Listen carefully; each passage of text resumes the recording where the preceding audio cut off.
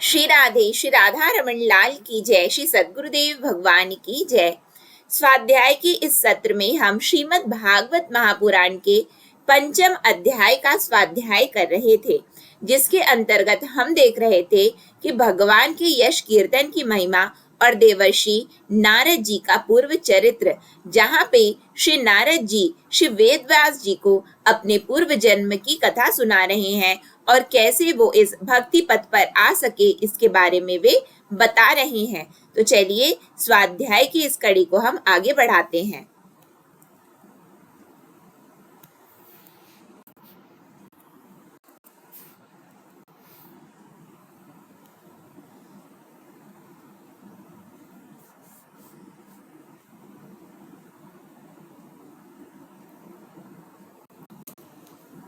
श्री नारद जी कह रहे हैं, महामुने, जब भगवान में मेरी रुचि हो गई तब उन मनोहर कीर्ति प्रभु में मेरी बुद्धि भी निश्चल हो गई। उस बुद्धि से मैं इस संपूर्ण सत और असत रूप जगत को अपने परब्रह्म स्वरूप आत्मा में माया से कल्पित देखने लगा। यहाँ पे कितनी सुंदर बात बता रहे हैं श्री नारद जी। उस बुद्धि से जब भगवान में उनकी रुचि हुई तो मनोहर कीर्ति प्रभु में उनकी बुद्धि क्या हो गई? निश्चल हो गई। और उस बुद्धि से, यानी कि उस निश्चल बुद्धि से वे इस संपूर्ण जो सत असत रूप जगत को अपने परब्रह्म स्वरूप आत्मा में माया से कल्पित देखने लगे। इस प्रकार शरद और वर्षा, इन दो ऋतुओं में तीनों समय उन महात्मा मुनियों ने श्री हरि के निर्मल यश का संकीर्तन किया और मैं प्रेम से प्रत्येक बात सुनता रहा। अब चित्त के रजोगुण और तमोगुण को नाश करने वाली भक्ति का मेरे हृदय में प्रादुर्भाव हो गया।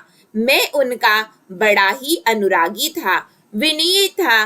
उन लोगों की सेवा से मेरे पाप नष्ट हो चुके थे। मेरे हृदय में श्रद्धा थी, इंद्रियों में संयम था। क्या क्या बात देखिए बता रहे हैं श्री नारद जी कि उनके हृदय में श्रद्धा थी, इंद्रियों में क्या था? संयम था, एवं शरीर वाणी और मन से मैं उनका आज्ञाकारी था। शरीर वाणी और मन से उन दीन वत्सल महात्माओं ने जाते समय कृपा करके मुझे उस गुह्यतम ज्ञान का उपदेश किया, जिसका उपदेश स्वयं भगवान ने अपने श्रीमुख से किया है। उस उपदेश से ही जगत के निर्माता भगवान श्री कृष्ण की माया के प्रभाव को मैं जान सका, जिसके जान लेने पर उनके परम पद की प्राप्ति हो जाती है। सत्य संकल्प व्यास जी पुरुषोत्तम भगवान श्री कृष्ण के प्रति समस्त कर्मों को समर्पित कर देना ही संसार के तीनों तापों की एकमात्र औषधि है। क्या बात बताई जा रही है यहाँ पे कि क्या है और कैसे है? तो भगवान श्री कृष्ण के प्रति समस्त कर्मों को समर्पित कर देना ही, यानी कि यहाँ पे कर्म समर्पण की बात बताई गई है। और उससे होगा क्या? तो संसार के जो तीनों ताप हैं उसकी एकमात्र औषधि क्या बताई गई है कि शरणागति। क्या है ये? शरणागति की बात यहाँ पे बोली गई है। प्राणियों को जिस पदार्थ के सेवन से जो रोग हो जाता है, वही पदार्थ चिकित्सा विधि के अनुसार प्रयोग करने पर क्या उस रोग को दूर नहीं करता? इस प्रकार यद्यपि सभी कर्म मनुष्य को जन्म मृत्यु रूप संसार के चक्र में डालने वाले हैं, तथापि जब वे भगवान को समर्पित कर दिए जाते हैं तब उनका कर्म पना ही नष्ट हो जाता है।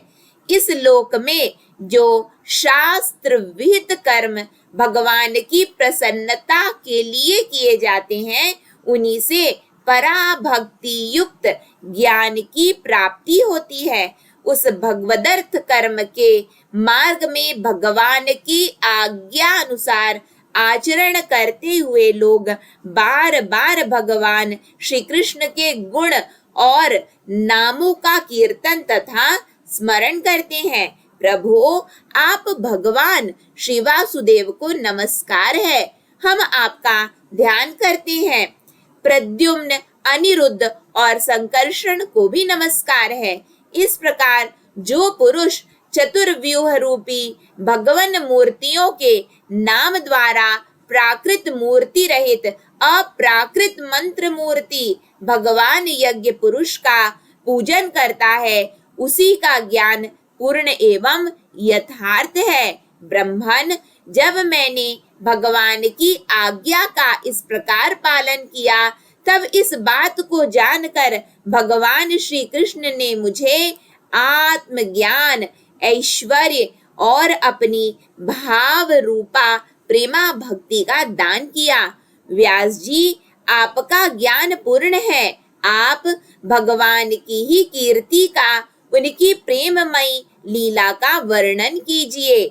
उसी से बड़े बड़े ज्ञानियों की भी जिज्ञासा पूर्ण होती है। जो लोग दुखों के द्वारा बार बार रौंदे जा रहे हैं, उनके दुख की शांति इसी से हो सकती है और कोई उपाय नहीं है।